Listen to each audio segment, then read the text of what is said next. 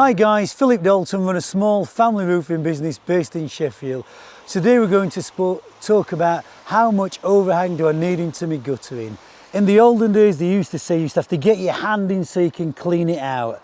In real terms it's 25 to 30 mil overhang you have to have with your roofing material. This roof is natural Spanish slates and the roof I'm walking over to is man-made slate. They've both got 25 mil into the gutter so you can see the water will discharge and the water will flow away. Over here you can see some roofs where the material's too much into the gutter and you'd still to clean it out and you're not going to get the full worth of the gutter. You need to only put a short overhang into your gutter, 25 to 30 mil, and then your gutter can carry more rainwater.